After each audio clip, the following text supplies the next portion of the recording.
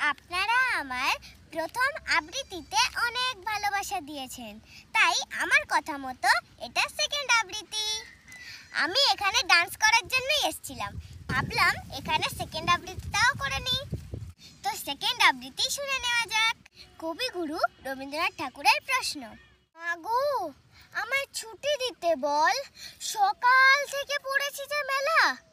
এখন আমি তোমার ঘরে বসে করব শুধু পড়া পড়া খেলা। তুমি বলছো দুপুর এখন সবে, না হয় যেন সত্যি হলো তাই। একদিনও কি দুপুর বেলা হলে বিকেল হলো মনে করতে নাই? আমি তো বেশ ভাবতে পারি মনে।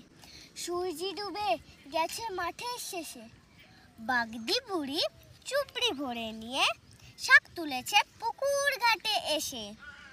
আধার হলো মাদার গাছের তলা, কালি হয়ে এলো দিঘির জল। হাটের থেকে সবাই এলো ফিরে, মাঠের থেকে এলো চাষির দল। মনে কর না উঠলো সাঁঝের তারা, মনে কর না সন্ধে হলো যেন।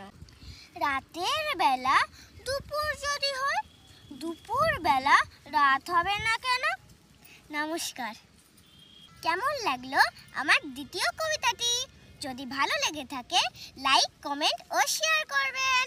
Bye bye.